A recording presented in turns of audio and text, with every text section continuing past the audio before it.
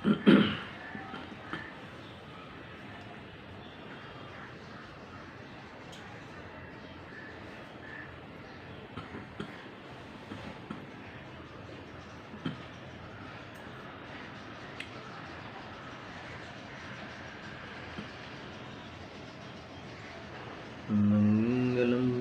भगवान वीरु मंगलम गौतम घड़ी मंगलम कुंद कुंदारी जैन धर्मोस्तु मंगलम सर्वमंगल मांगल्यम सर्वकल्याणकारिकं प्रधानं सर्वधर्माणां जैनं जयतु शासनम्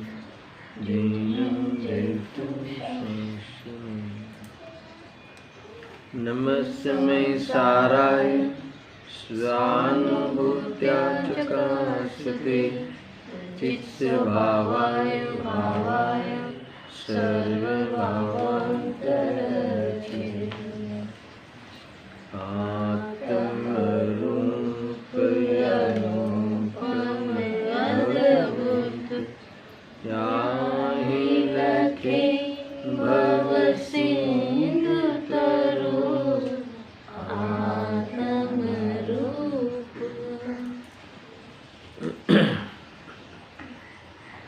समयसार बंध अधिकार। आज 172 श्लोक कलश पे चर्चा होगी। इस प्रसंग में आचार्य देव ने अध्यवसान का स्वरूप और अध्यवसान निरर्थक है,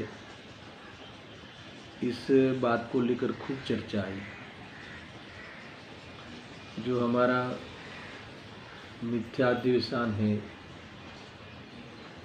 वह वास्तव में परद्रव्य के लिए तो अकिंचित कर है और स्वयं के लिए अनर्थकारी। ये सारी खूब चर्चाएं आई है। यानी ऐसा समझ सकते हैं कि ये जो अध्यवसान है वह निष्फल है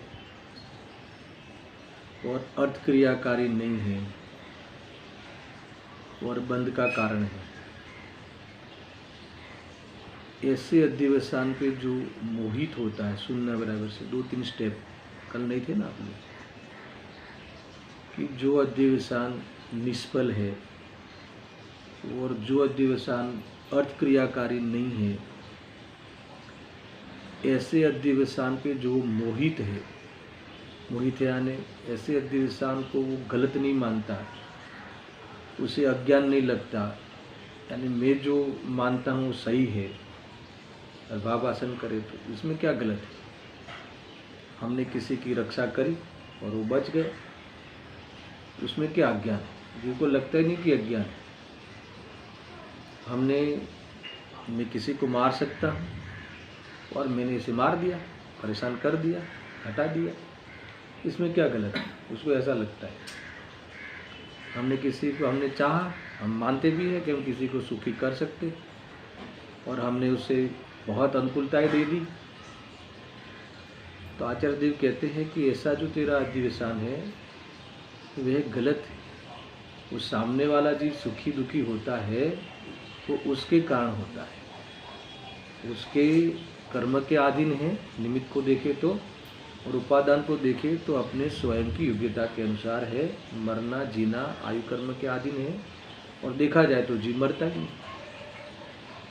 तो ये सब तुझे पता ही नहीं, तो तेरा मानना, तू जो मानकर जो तू विकल्प करता है वो तो व्यर्थ है। फिर भी तुझे लगता है कि ये गलत है या गलत नहीं है, ऐसा मानकर जो तू करता है। तो कल की गाथाओं में आचार्य देव ने कहा कि तेरी अभिप्राय की वासना दुनिया में अर्थात 4 गति में जितनी भी पर्याय है वो सारी पर्यायों का तू कर्ता बनता है, अर्थात तो अपने रूप अनुभव करता है। जब भी जो पर्याय मिल गई उसमें ये मैं हूँ, ये मेरी चीज़ है, मेरा ये स्वरूप है, ऐसा मानकर क्या करता है, अनुभव करता है, अध्यवसान करता है, मिथ्यात्व करता है, अपने को दुख देता है, अपने को परेशान करता है। ये जीव ऐसी मान्यता से परेशान होता है और आगामी काल में दुखी होवे इसके लिए कर्म बांधता है। मगर परद्रव्य में तो कुछ नहीं कर सकता, गारंटी है। मगर तू ऐसा मानता है, वो मानने वाली तेरी जो ये अंदर की गलत फहमी है वो तेरे लिए बहुत दुखदाई है। इसको लेकर तू सारा जीवन परद्रव्यों को खुश करने में, राजी रखने में, अपना बनाने में, है ना, इतना उपयोग लगाता है, इतना उपयोग लगा के विकल्प करता है कि आखिरकार मूल लॉस ये है कि अपना वेद ज्ञान का अवसर चला जाता है। मूल लॉस ये है कि अपने को पहचानने का रह जाता है। हमें तो लॉस ही नहीं लगता, है ना। जो शांति का कारण है वो हम चुक जाते हैं।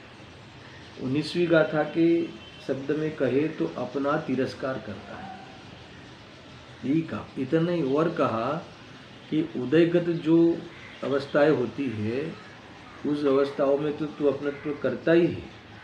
पाप पुण्य की क्रिया अपने उपादेय मानते हुए ज्ञान की क्रिया का त्याग करता है और जानने में जो पदार्थ आते हैं, जानने में आते हुए पदार्थों में भी कल्पना करता है।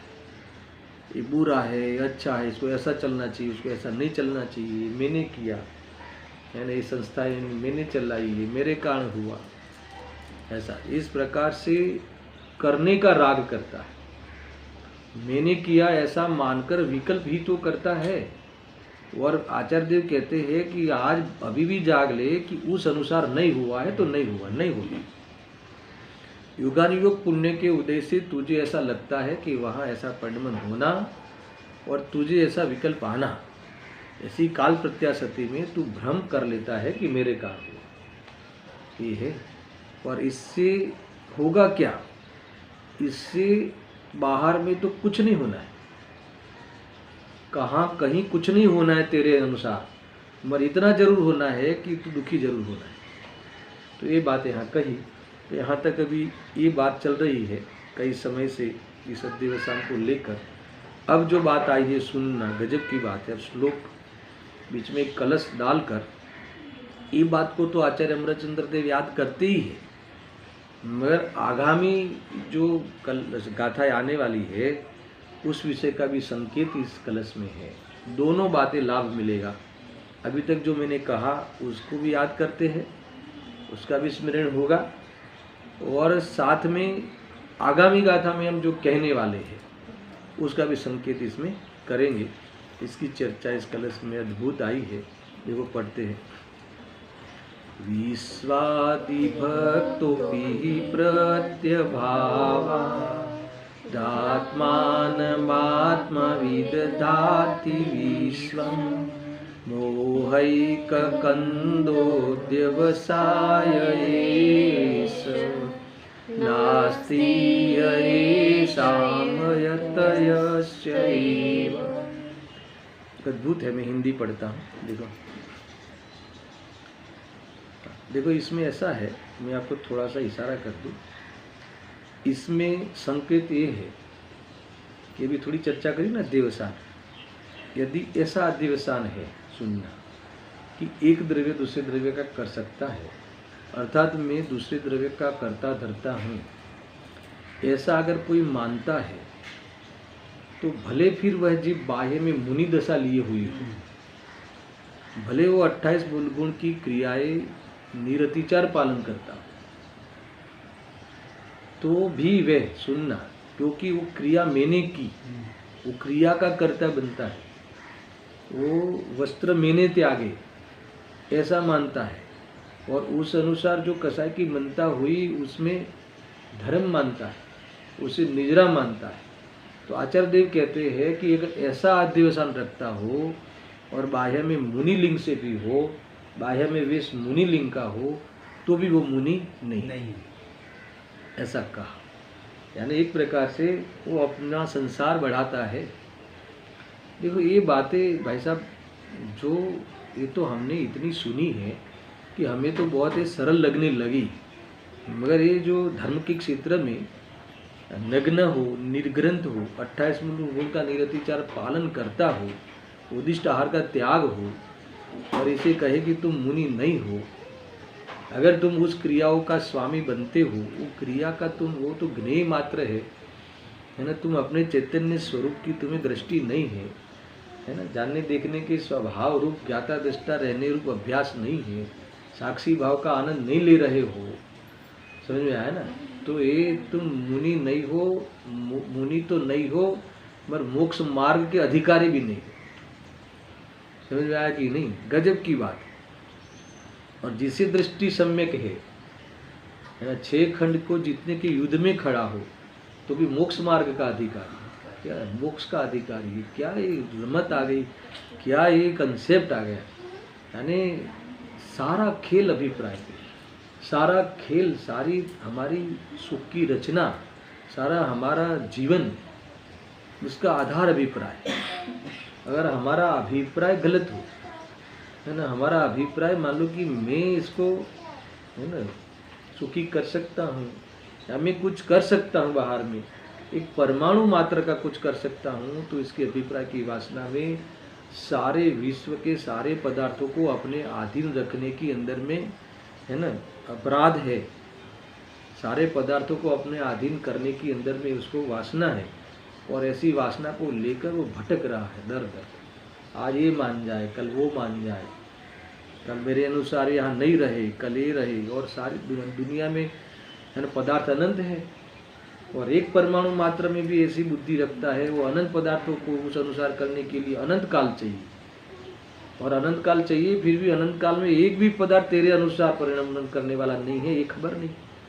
इसीलिए वो भटक रहा है, रखड़ रहा है, यानी समझ लो कि दुखी हो रहा है इतना। बस सुबह से लेके देखो, परद्रव्य को लेकर ही हमारा शुरुआत होती है ना। बच्चा सही हो जाए, बेटा पढ़ ले, होता कि नहीं होता कि लड्डू इस योग्य बन जाए, कि डॉक्टर योग्य बन जाए, अरे भगवान बन जाए, मैं क्या बनूं बाद में, वो तो भगवान बन जाए, यानी मैं बना दूं, उसे कैसे भी मार्ग में लगा दूं। तो ये दूसरे द्रव्य को लेकर ही इसका जीवन ही, वो तो ऐसा लगता है कि मैं तो बस, मेरा तो यही कर्तव्य है, मैं तो इसलिए यहाँ आया हूँ, मेरा जीवन तो दूसरे लोगों को, दूसरे व्यक्तियों को या पदार्थों को संभालने के लिए ही हुआ है, ऐसा मानता हुआ ये जीव, है ना, जीता है कि मरता है। इस प्रकार से निरंतर अपने आनंद को मारता है, अपने सुकून को छोड़ता है। इसे समझ में नहीं आ रहा कि वो द्रव्य गुण पर्याय को लेकर परिपूर्ण है, द्रव्य क्षेत्र काल भाव के चतुष्टय में पूरी शक्तियों से विराजमान है और हर काल खंड में वो उसका अपनी शक्तियों से मौजूद रहता है और हर काल खंड अपने स्वकाल में आने वाला आता है। कहीं कुछ भी तेरी ड्यूटी नहीं है। क्या गजब है। देखो, ये हमें मुक्त होना पसंद नहीं है तो फिर कोई प्रकृति क्या करे। हमें बंधना है, हमें उपयोग को बलजबरी जबरदस्ती, है ना, हमें बांध के रहना है। और हमें बांध के रहना इतनी बात नहीं है। मजे की बात तो ये है कि बांध के रखने में आनंद लगता है, कर्तव्य लगता है ना, और ये गलत नहीं लगता। इसमें क्या किया, बच्चों की रक्षा की, संभाला, इस योग्य बनाया, पाठशाला के संस्कार पाड़े। अरे देखो ये कैसे मिथ्यात्व को पूछता है। पाठशाला के संस्कार पाड़े, है ना, विद्यालय खोली, इतने समाज पढ़ लेगा। आप बताओ इसमें कौन सा अज्ञान। मैं बोलता हूँ कि इसमें कौन सा तुम्हारे मुक्ति के मार्ग का, इसमें कौन सा कारण बैठा है वो बताओ। 12 लोग, 10 लोग, 15 लोग पढ़ लेंगे और सब लोग को सम्यक दर्शन हो जाएगा तो आपके सम्यक दर्शन में कितनी हेल्प मिलेगी। देखो ये फिर तो नहीं करे। अरे तो गुरुदेव कहते कौन तुम करने वाले, कौन तुम जानने वाले हो कि करने वाले। मूडमा भूल छे, तुम जानने वाले हो कि करने वाले हो, वो तो निर्णय कर पहले। और जब जानने वाले हो, तुम ज्ञाता दृष्टा, तुम साक्षी भाव तुम्हारा इतना जबरदस्त है कि निराकुलता का दाता है और वर्त रहा है, पर उधर ध्यान नहीं जाता। हमें तो ऐसा ही लगता है कि हमारे से संस्थाएं चलती, हमारे से गृहस्थी चलती, क्रियावान नहीं है, होरेमान है। हाँ, वो होने लायक होता है। है ना? देखो ये निमित्त निमित्तिक होता है ना, वहाँ हम फंसते हैं कि उपादान से घुस जाए। कथन तो ऐसे ही होगा, कथन तो ऐसे ही होंगे, लोक का व्यवहार निमित्त को लेकर ही होगा, मगर निमित्त को लेके होता है व्यवहार, इसलिए नहीं फंसे, उपादान रूप से नहीं मान लेवे, इसीलिए गाय आई जिनवाणी, इसलिए माता आई, है ना। ये है माता की गोद में रहना, अगर इससे थोड़ा भी आगे पीछे गया तो लूटने वाले, ऐसा है, गजब की बात है। तो ये मैं बता रहा था कि ये श्लोक का मूल ये है कि अगर ऐसा अध्यवसान है तो मुनि नहीं है, और जिनके ऐसा अध्यवसान नहीं है वो ज्ञानी है, धर्मात्मा है, ग्रस्त जीवन में हो तो भी, और मुनि मोक्ष मार्ग में हो तो साक्षात मोक्ष का कारण है। क्या कहे, है ना। अब तो है ना, गुरुदेव सिंह तो कहते हैं कि सिद्धों की टलिटी में खड़े हैं, ऐसी गजब की बात है। देखो मैं थोड़ा सा भी ये भाव बताया ना, हिंदी पढ़ूंगा और भावासन होगा। यद्यपि चेतन पूर्ण विश्व से भिन्न सदा है, फिर भी निज को करे विश्व में जिसके कारण क्या है। समझ में आया ना, कितना इसी से पता चल जाए। यद्यपि चेतन पूर्ण विश्व से भिन्न सदा है, क्या अर्थ समझी? भिन्न है, इसका अर्थ है कि कारण कार्य है ही नहीं। भिन्न का अर्थ है कि जब देखो, आपको ये मैंने कई बार कहा है कि जब लोक में भी देख लेना, जब भिन्नता का भाषण होता है तो सारे वस्तु उस वस्तु को लेके होने वाले जो दुख आदि समाप्त हो जाते हैं। लोक में भी है ना ऐसा, ये तो मनोविज्ञान है ना बेटा, ये तो मनोविज्ञान है। हमें मान लो कि पता चलता है कि जो गाड़ी उठा ले गया है चोर, वो हमारी नहीं है, हमारी तो बगल में खड़ी है। इसका अर्थ कि तुरंत तुम दुख से निवृत्त हो गए, विकल्पों से निवृत्त हो गए। फिर जो विकल्प करोगे वो उपचार होगा। नहीं बताओ कौन था, कैसा था, समझ में आया कि नहीं? अभी उस विकल्प का कोई महत्व है? नहीं कुछ चाहिए तो भाई साहब हम साथ में आते हैं, पुलिस चौकी आते हैं, सब, मगर अभी वो विकल्प का कितना उपचार मात्र है, समझा? ये लौकिक में भी हमें मनोविज्ञान है, इसीलिए ये बात भिन्न सदा है। चैतन्य चिन्ह से हम देखें तो हम जिसको कारण मान रहे हैं, हम जिसको अपना बना कर ही रहेंगे ऐसा प्रतिज्ञा कर ली है, गलत। वो कैसे होगा? वो जब भिन्न नहीं है, सदा भिन्न है, सदा शब्द डाला आचार्य ने। यद्यपि चेतन पूर्ण विश्व से भिन्न सदा है, यानी ये तुम्हारी निवृत्ति हो गई, यानी ये वास्तव में ये विद्या, ये जो सिद्धांत हमारे सुखों का दाता हो गए। नहीं आया? अगर इस सिद्धांत करना क्या, सिद्ध करना, साधना है, इस सिद्धांत को साधना है। हाँ, ये साधने के लिए हमारे पास बुद्धि है, ज्ञान है, और ज्ञान है, चतुराई है ना। वो ज्ञान संगी पंचेंद्रियपना है ना, तो ये सिद्ध कर सकते हैं युक्ति से, न्याय से, और फिर वो प्रतीति जुड़े तो अनुभव में आ जाए, उसमें श्रद्धा अपना सिर लगा ले, प्रतीति आ जाए तो वो अनुभव में आ जाए, और अनुभव में आ जाए तो स्थिरता हो जाए, और स्थिरता हो जाए तो साक्षी भाव हमने, है ना, साक्षी भाव को हमने जान लिया, साक्षी भाव का हमने लाभ ले लिया। वैसे भी जीव मात्र साक्षी भाव से ही रह रहा है। देखो जब भी एक पेड़ का जीव है, मुझे बताओ कि अंदर जो जीव है वो उसमें स्पर्शेंद्रिय संबंधी जो भी विषय झलकते हैं तो वो उसके ज्ञान में क्या हो रहा है, जानना हो रहा है, तो साक्षी होगा, है ना। उसकी ज्ञान साक्षी है कि इसमें स्पर्श, इसमें गर्म है, ये ठंडी हवा है, ये मुलायम है, जैसा भी है वैसा उनके ज्ञान में क्या हो रहा है, जानने में आ रहा है, तो साक्षी हुआ ना। किसने जाना, किसको ख्याल में आया कि ये गर्म है, मुलायम है, तो क्या ज्ञान हो, तो कौन है ज्ञान, तो कि वो ज्ञान लेके जो जीव बैठा है वह, है ना, वो तीनों काल स्वभाव लेके बैठा है, वो है। तो ये साक्षी भाव से, अज्ञानी भी भाई साहब साक्षी भाव से ही रह रहा है, मगर साक्षी भाव की महिमा नहीं आती, मगर ये स्वच्छता में जो चीज़ झलकती है उसमें मेरा, ये तेरा, ये भला, ये बुरा, इसको ऐसा बैठना चाहिए, इसको ऐसा चलना चाहिए, इसको ऐसा करना चाहिए, मेरा होके रहना, सारे पदार्थ मेरे हिसाब से चलने चाहिए, इतना बोझा, है ना। ये अध्यवसान खोटा वेद ज्ञान के रहित होता हुआ ये जीव अपनी शांति को बर्बाद करता है, कुछ नहीं करता। समझ आया? कितना अमृत लगता है यद्यपि चेतन पूर्ण विश्व से भिन्न सदा है। क्या बोले इसके, आज के बाद बोलने जैसा क्या रहेगा? ये तो अनुभव करने जैसा है, ये तो विचार करने जैसा भी नहीं है भाई साहब, ये तो अनुभव करने जैसा है। मान लो कि ये मेरे से भिन्न है, इतना ही नहीं भिन्न है, इतना ही नहीं भिन्न तो है ही, मगर वो जो भिन्न है ना वो भी अपने आप में परिपूर्ण है, जैसे मैं अपने आप में परिपूर्ण हूँ। अब चिंता का विषय बताओ। कोई कहे चलो सब भिन्न है, वो तो समझ में आ गया, फिर भी चिंता तो बनती है। किस बात की, किस बात की चिंता? वो चेतन है ना, वो भी तो परिपूर्ण है ना। अच्छा नहीं नहीं, उसकी पर्याय थोड़ा उसका परिणाम कार्य, अरे वो भी तो कार्य कर ही रहा है ना, द्रव्य गुण पर्यायवद है ना, पूरा परिपूर्ण है। मुझे एक भी चिंता करने का कारण अभी बताओ। तो फिर चिंता करने का कारण नहीं है, तो चिंता करने का कारण तो तब बना कि तुमने उसे परिपूर्ण या पृथक नहीं माना, तो इसीलिए अमृत है ये। और भिन्न का सदा भिन्न है, उसका आधार लेते हैं।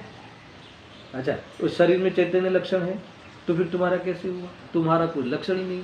अच्छा उस जीव में तो है ना, तो उस जीव में हमारा ज्ञान है नहीं है ना, तो फिर तुम्हारा कैसे हुआ? तो एक तो कारण बताओ। अच्छा हमारा नहीं हुआ, जब हमारा नहीं हुआ तो देखो, हमारा नहीं हुआ तो हमें चिंता किस बात की? अच्छा इतना ही नहीं, फिर से मैं दोहरा रहा हूँ कि चिंता तो इसमें कोई बात की नहीं। और दूसरा, वो भी तो जैसा है वैसा है, यानी परिपूर्ण है, भगवान ने देखा है और वैसा है।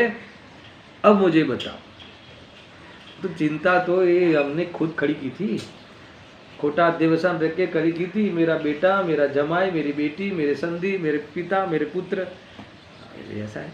यहाँ तो कहते हैं कि ये पिता पुत्र संधि नाम का कोई द्रव्य नहीं। 6 द्रव्य में कौन सा द्रव्य है?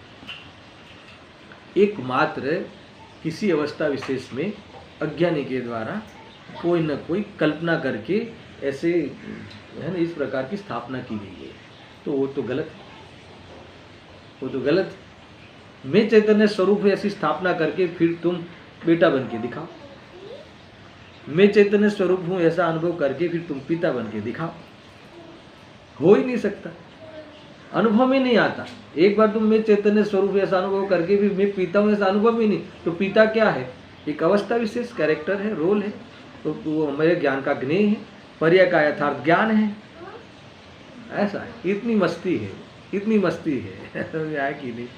वास्तव में तो फुकट में दुखी हो रहे दुखी होने का कोई कारण है नहीं दुनिया में, और फुकट में मतलब कल्पना कर करके दुखी हो रहा है।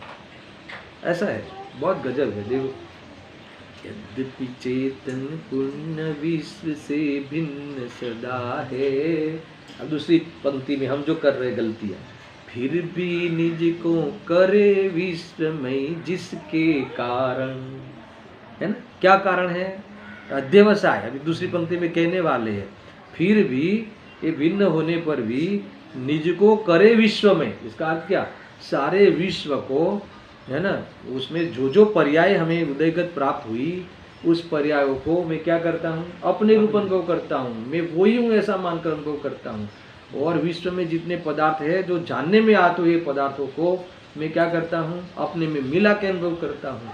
इसमें कुछ न कुछ अपना, है ना, अपना अभिप्राय थोपता हूँ, और इस अनुसार मैं उसमें अपेक्षा रख कर क्या करता हूँ? वो अपेक्षा सफल हो जाए इसका प्रयास करता हूँ। इसका क्या ख्याल में प्रयास करता हूँ कि ऐसा प्रवर्तन करके मिथ्यात्व करता हूँ, ऐसा प्रवर्तन करके अपना संसार बढ़ाता हूँ, ऐसा प्रवर्तन करके मैं सर्वज्ञ भगवान का विरोध करता हूँ। बोलो जैन है वो।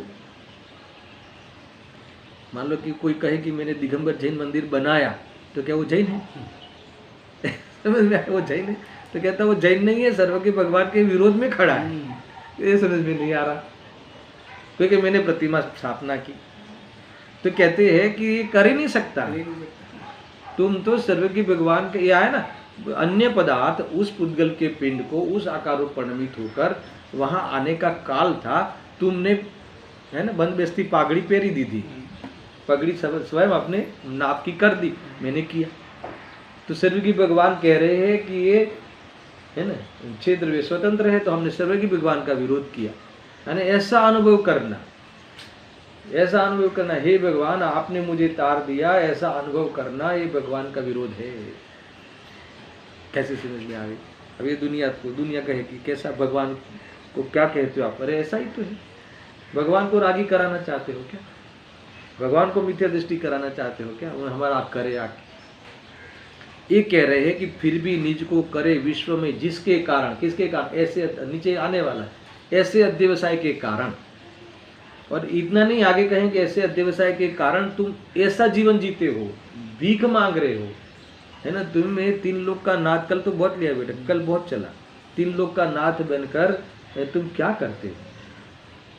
कई भक्ति थी काल गुजराती थी ना, भूल गए। हाँ, ये जीव जरा सांभळ तू शू करी रह्यो छे, क्या जवान तारे, हाँ, અને ક્યાં છે क्या જવાનું તારે ને ક્યાં જે શું કરવાનું છે શું કરી દેવું। भाई मुझे तो हर समय याद करना, हमारी सांस में बैठना चाहिए कि मुझे तो ये सम्यक दर्शन करके मुनि बनकर मोक्ष जाने के लिए जीवन मिला, उसी के लिए हूँ मैं। क्यों ऐसा? क्योंकि दूसरे के लिए मैं हुई नहीं ना, क्योंकि दूसरे के लिए तो स्वयं है ना, अपना अपना। तो फिर मैं किस लिए हूँ? मैं इसलिए हूँ कि उसके लिए मैं मानता रहूँ और मैं अपनी खोट करता रहूँ। क्योंकि आचार्य कहते हैं, सर्वज्ञ कहते हैं कि तू अकिंचित कर है, तेरा अभिप्राय अकिंचित कर है, और तू कह रहा कि नहीं अभी वार छे, अभी थोड़ा सा थोड़ा सा बराबर कर लेते हैं, है ना? बच्ची बराबर बड़ी हो जाए और फिर है ना, तो उदयपुर की विद्यालय में भर्ती करा दूँ, फिर वो आर्य का बन जाए, फिर मैं मुनि बनूँ, क्या करूँ? ऐसा है क्या? क्या कैसा? देखो, एक बात ठान लेना कि मुझे, मेरा जीवन, मुझे ये इसी पे अधिकार है कि सम्यक दर्शन करके मुनि बन के मोक्ष जाने के। उसी में जो पुरुषार्थ होगा तो होगा, बाकी अन्य में पुरुषार्थ हीन है, होता ही नहीं। गजब की बात।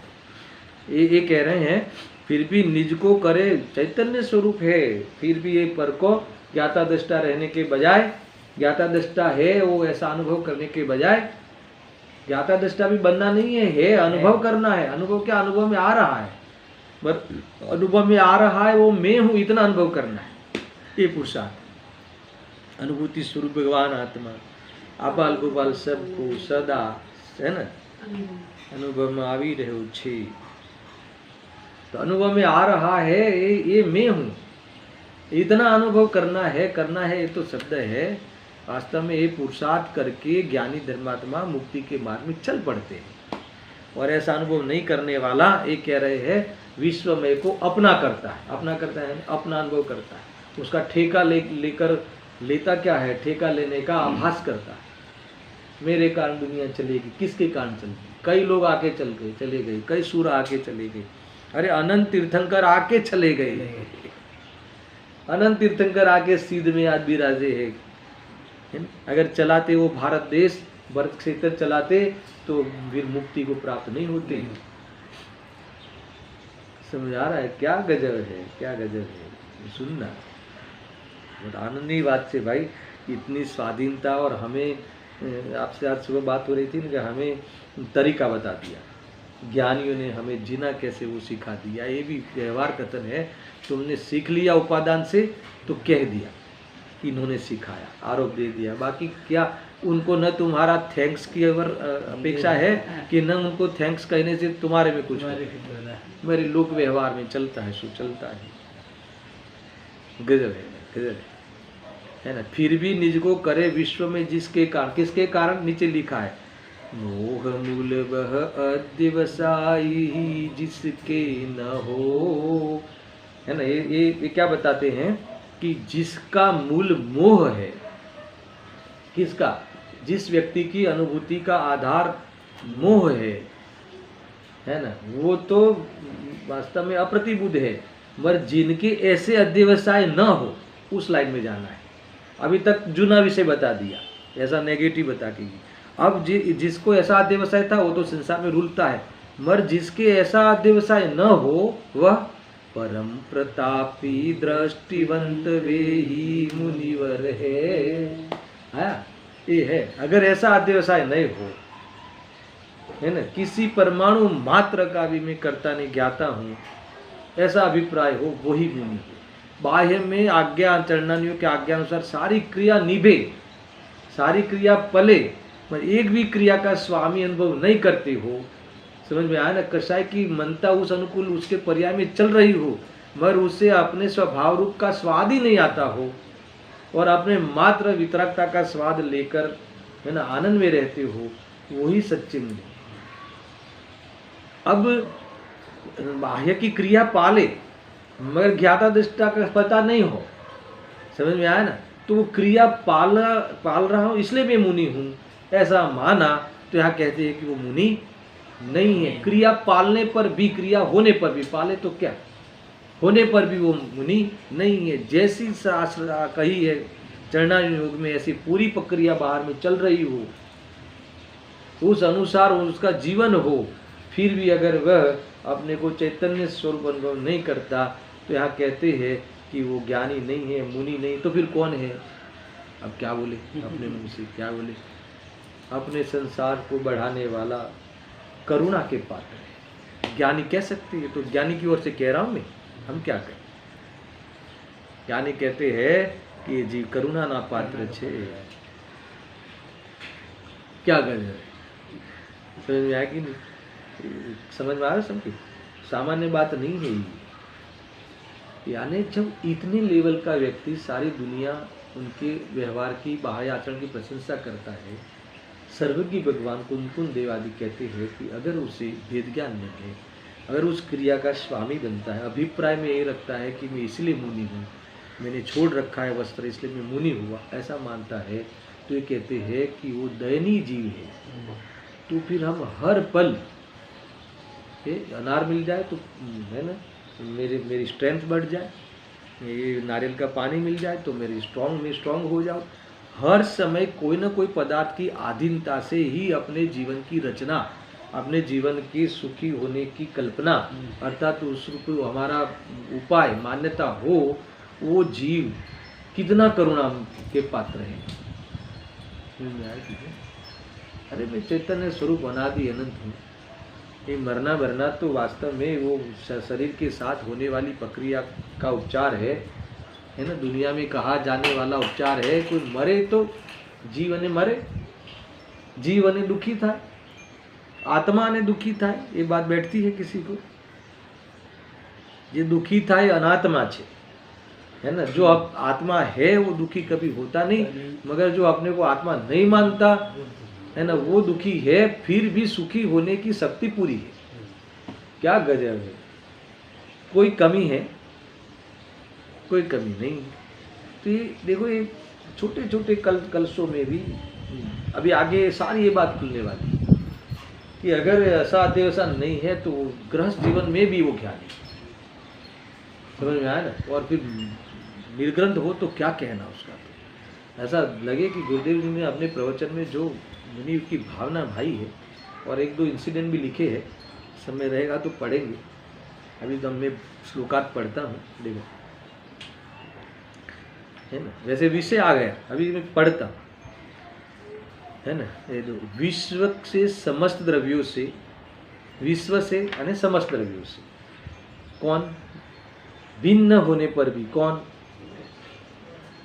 बस ये भावासन भाई साहब बढ़िया है। भगवान ये चैतन्य स्वरूप मैं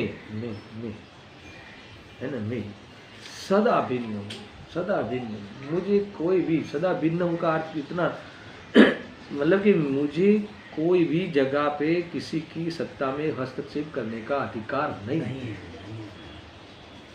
फिर भी हम ये प्रकृति के विरुद्ध में अगर कर तो सकते नहीं, मगर माने, प्रकृति के विरुद्ध में कर तो सकता नहीं मगर माने, तो लाभ से चुकता है। बस प्रकृति में तो जैसा है वैसा हो। तुम सूर्य को नहीं मानो तो सूर्य नहीं रहेगा, ऐसा नहीं है। पर सूर्य के, है ना, ताप से, उसके प्रकाश से वंचित रह जाओ, समझ आया कि नहीं? ऐसा है। तो बस मूल बात ये लेना है। देखो विश्व से समस्त द्रव्यों से भिन्न होने पर भी, यानी इतनी सरस व्यवस्था होने पर भी, मैं तो ये कह रहा हूँ, ये बनी बनाई है ना सुखी होने की, है ना, पूरी यानी प्रकृति में कोई अन्याय है ही नहीं, पूरा न्याय है। अगर तुम्हें मिला दिया जाए किसी के, अगर तुमको किसी के अधीन करा दिया गया हो प्रकृति ने, तो फिर प्रकृति से हमारी शिकायत रहती। मेरे यहाँ कहते हैं कि ऐसा है ही नहीं। क्या गजब, यानी देखो ये भिन्नता का, भिन्न शब्द पर अभिन्नता, मैं अपने स्वभाव से अभिन्न हूँ का उसका दर्शन कर ले, यानी मैं अपने शक्तियों के साथ हूँ ऐसा दर्शन कराता है भिन्नता का भावाशय। यानी मुझे किसी की जरूरत नहीं है, मैं मेरे लिए पर्याप्त हूँ, इसका नाम अभेद दर्शन। समझ आया कि नहीं? ये परद्रव्य से पृथक बता, क्योंकि हमने परद्रव्य से अभिन्न अनुभव किया है। ये कह रहे कि परद्रव्य की तेरे जरूरत क्या है? समझ में आया कि जरूरत ही नहीं। अगर ये दर्शन हमें, ये जैन दर्शन है, ये सत दर्शन है, ये उत्पाद वे ध्रुव्यात्मक सत है, समझ में आया ना? ये उत्पाद और ध्रुव्य, ये त्रित्व, एक ही समय में तीनों रूप से ये सत्ता रह रही है, बह रही है, चल रही है। तुम अन्य सत्ता के लिए नहीं हो, अन्य सत्ता तुम्हारे लिए नहीं है। सत असत के धर्म से तुम परिपूर्ण हो। अपने चतुष्टय से सतरूप और पर चतुष्टय से असतरूप, तुम्हें अपने चतुष्टय में किसी का प्रवेश की गुंजाइश नहीं। क्या गजब की बात। सुखी होने के लिए, टिकने के लिए, आनंद के लिए, है ना, तुम्हें पर पदार्थ की गुंजाइश नहीं है। और हमारा सारा जीवन पर पदार्थ को इकट्ठे करने के लिए चल रहा है, पूरे प्रकृति के विरुद्ध चल रहे हैं। और फिर हम कहते हैं कि सुखी क्यों नहीं हो? तो कैसे गलत हो रहा है? हाँ, मान्यता गलत है, बस इतना। ये अध्यवसान, और फिर भी वो अध्यवसान हमें किसी को कहे तो उसको गलत नहीं लगता कि नहीं क्या बात करते हो, दुनिया में तो यही चल रहा है, एक दूसरे को मदद करे, नहीं तो कैसे दुनिया चले।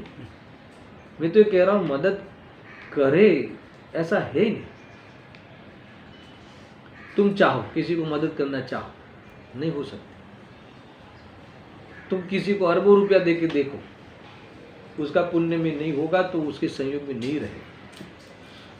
और तुम किसी से छीनने का सोचो, हाँ इतना जरूर है कि तुम इस भाव करके अपना ही जरूर करो, और उसका सामने वाले का कुछ सुखी दुखी नहीं कर सकते। क्या गजब की सूरी, क्या गजब की मंत्र है। निर्वाह हो गया पक्का।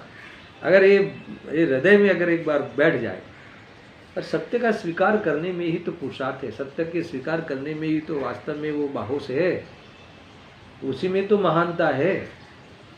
ऐसा ही है। कब तक हमारा जीवन का आधार असत्य होगा, कब तक हमारे जीवन का आधार झूठ होगा? झूठ के आधार से कितने दिन निकालो, एक समय नहीं निकाल पाओगे। झूठ के आधार से एक समय चैन करके बताओ, एक समय चैन में रह के बताओ। मैं तो बहुत बार कहता हूँ कि पुण्य की भीख पे कितना जीवन निकालो, है ना? सुबह कुछ, शाम को कुछ, और वो भी तुम बाह्य तो मतलब ही नहीं, तुम्हारे साता असता के अनुसार होता है। और ये भी तुम स्वभाव को भूल कर इसी में जुड़ते हो, मोह के कारण दुखी होते हो। साता असता भी क्या कर लेगा? पूरा चैन है ये। अगर ये पूरी विद्या ऐसी है कि एक बार ये विद्या लग गई है ना, तो ये पनौती टल गई। ऐसा है, सवाल ही नहीं खड़ा नहीं होता मिथ्यात्व हमारे सामने। ये विद्या लग जानी चाहिए। अगर ये विद्या नहीं लगी तो समझना हर समय तुम्हारी मिथ्यात्व की पनौती खड़ी है। हर समय ये मेरा, ये तेरा, ये इसको ऐसा, वो डिप्रेशन में रहता है कि ऐसा कर लेते तो ये बिल्डिंग 2 साल जल्दी बन जाता। तो अब भूतकाल की पर्याय चली गई है तो भी चली गई, अभी वो तो भी अगर 2 साल जल्दी हो जाता ना तो क्या होता, क्या होता। अब तो पर्याय आनी भी नहीं है भाई साहब। फिर भी ये वो ऐसा है ना, बिल्डर्स बेकार है, वो अपने कौन बेकार, वो पर्याय अपने स्वकाल में होने वाली है, होगी। तुम्हें आनंद करना नहीं आता, तुम्हें जीना नहीं आता। हमें हमारे पूर्वज, हमारे ज्ञानी जीना सिखाते हैं। ऐसा है, गजब की बात है। ये तो सुखी होने के लिए, मतलब कि मैं स्वयं सुख का पिंड हूँ, तो सुखी होने के लिए फिर कहाँ जाने की जरूरत है? कोई कहेंगे रोटी कपड़ा मकान, उसके वो तेरे को जरूरत ही नहीं। यही तो अवस्था आती है मुनि दशा, रोटी कपड़ा मकान जीने के लिए जरूरत नहीं। तुझे उसको जीने के लिए सुखी होने के लिए जरूरत लगती हो तो तूने मुनिराज को दुखी माना और कहते हैं कि मैं मुनि भक्त हूँ। समझ में आएगा? रोटी कपड़ा से अगर सुख भाषित होता हो, है ना, भाषित होता हो, होना अलग है। रोटी कपड़ा होता है, उसका राग भी होता है, विकल्प भी होता है, मगर अभिप्राय में सुखी मानकर विकल्प होता हो तो तुमने जितने भी सुखी हुए हैं सिद्धों तक वो सबको दुखी माना। अब क्या करो? इतना बड़ा पाप, इतना बड़ा पाप सर पे लेके घूमते हैं और कहते हैं कि मैं तो मुमुक्षु, मैं तो ज्ञानी। कैसे भाई? समझ नहीं जैसा है ना। कोई गाथा तो श्लोक तो 2 पंक्ति का है। मैं तो कुछ अपने मेल निकालना चाहता हूँ। मन का मेल जो है, हम मन में जो लेके बैठे हैं ना, वो बहुत वही तो प्रहार करना है। ये प्रहार करने के लिए इशारा है, प्रहार हमें करना आएगी नहीं। जिनवाणी कुछ नहीं कर सकती। जिनवाणी मार्गदर्शन देती है, वो भी तो उपचार का कथन है। जिनवाणी तो उस शब्द परिणमा है। हम ध्यान देकर अपना ध्यान करें, बस बात खत्म। हमारा संसार खत्म। अगर ये नहीं किया तो संसार खत्म। क्या संसार मतलब कि मल्टीपल बढ़ रहा है। पंचपुद्गल परावर्तन कहते इसे शास्त्र की भाषा। एक भाव में अनंत भव का कार्य हो रहा है। एक भाव में मिथ्यात्व के, एक भाव में अनंत भव की रचना है। क्या कर रहे हैं? वो कह रहे हैं कि हम दुकान चला रहे, कोई कह रहे हैं कि हम ये कर रहे हैं। अरे तुम भाव बढ़ा रहे हो, तुम भव की रचना कर रहे हो। समझ आगे नहीं? उदयों का खेल है और तुम्हारे पास ज्ञाता दृष्टा का खेल है। तुम खेल खेलना नहीं जानते। समझ आएगी? खेलना नहीं जानते तो एंजॉय नहीं कर सकते। हाय राम, ये दिया, ये दिया, ये चाहिए, ये चाहिए, इतना हो जाए। क्या हो जाए? क्या होने वाला? जड़ चेतन नहीं होगा, चेतन जड़ नहीं होगा, वो तुम्हारा नहीं होगा, तुम उसके नहीं होगे, है ना। उसका परिणमन अटकेगा नहीं, तुम्हारा परिणमन भी थंबेगा नहीं। अब मुझे बताओ कि दुनिया में कहीं भी कुछ करने की बात तुम्हें क्या लगती है? मुझे समझ में नहीं आता। ज्ञानी कहते हैं कि क्या कर रहे है ना, શું કરવાનું છે ને શું કરી રહ્યું છે? तुझे क्या करना है, क्या कर रहा है, सुन कर ऐसी ऐसा है। देखो ये बेटा, ये ध्यान रखना, ये जो सभा है ना, इतनी सभा से संतुष्ट नहीं हो जाना। ये तो सभा तो एक मात्र एक इशारा है। ये सांसों में बसाना है। इसको सांसों में बसाना है, इसको तुम्हारे ब्लड में लाना है, ऐसा समझो। ये नफ्स का मार्ग है, नस में बसना चाहिए। ये वो ऊपरी कुछ नहीं है ना। अभिप्राय पलटो। अभिप्राय पलटने की बात, बस इतनी सी देर पलट के देखो एक बार, तुम्हें दुनिया में दूर दूर तक तुम्हारा दुख होने का कारण नहीं दिखे, गारंटी। ये कह रहे हैं भाई, गजब है, अद्भुत है सुनना। विश्व से समस्त द्रव्यों से भिन्न होने पर भी, है ना, ये होने पर भी कौन? ये जीव आत्मा, जिसके प्रभाव से, अब किसके प्रभाव से?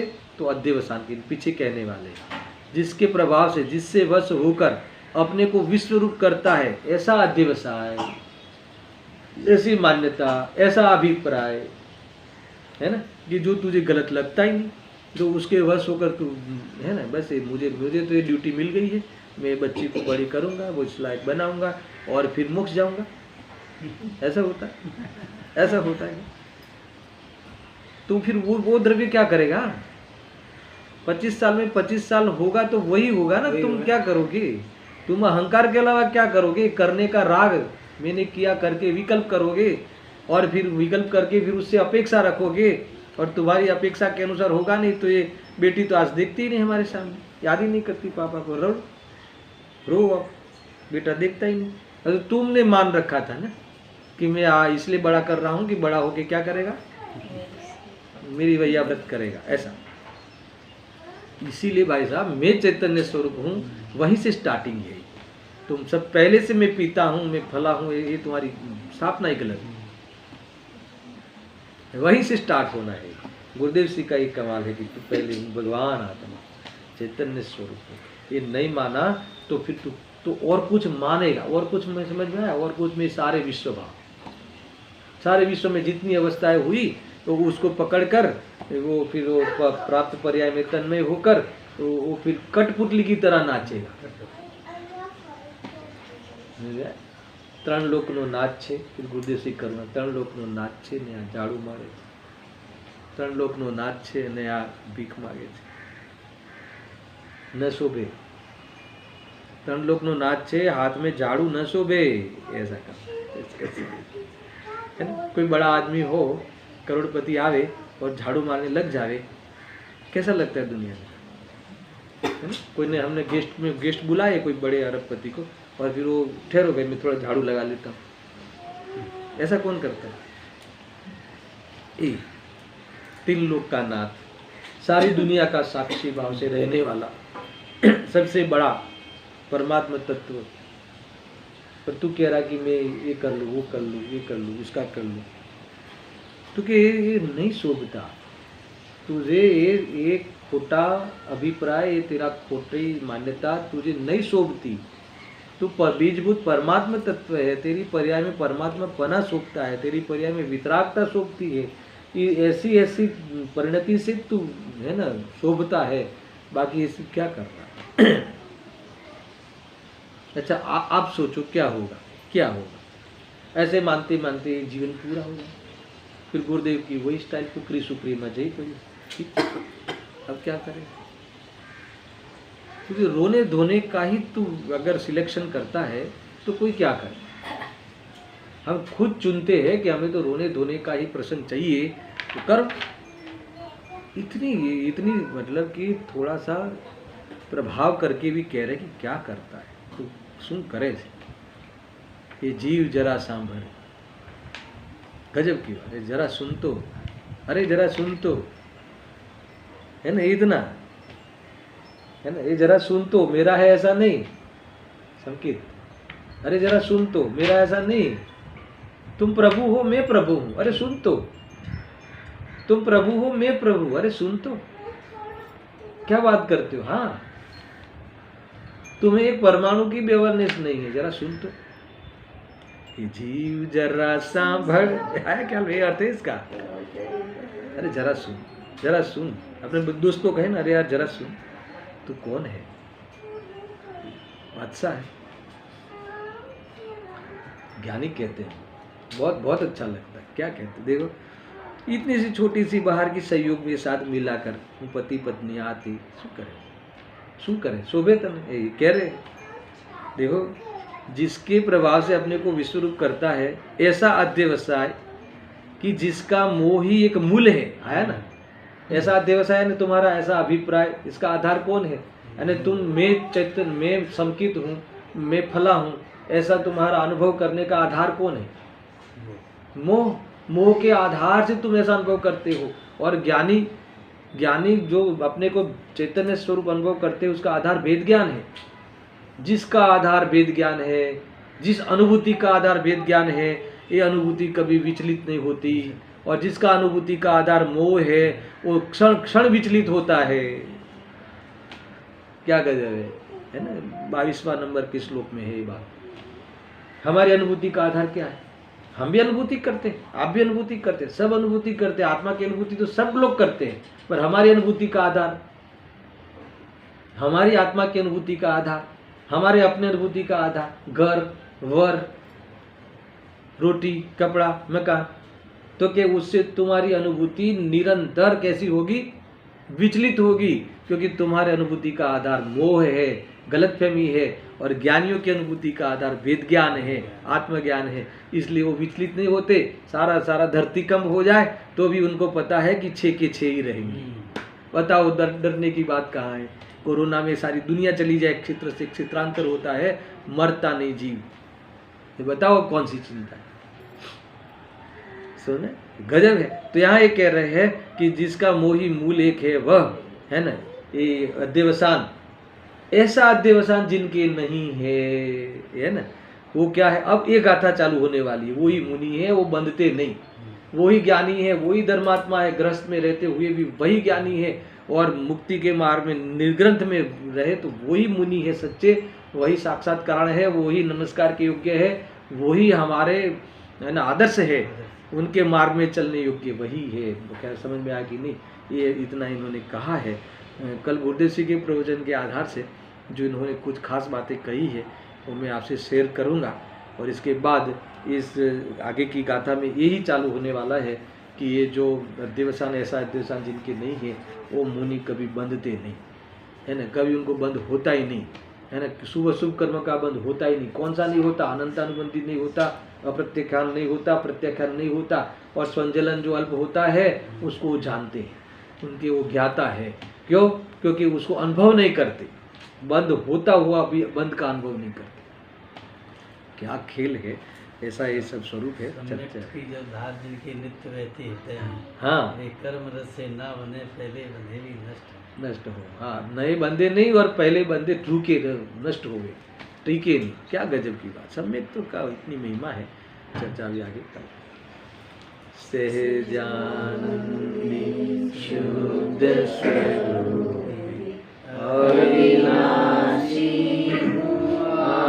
आत्मस्वरूप सहजानंदी शुद्ध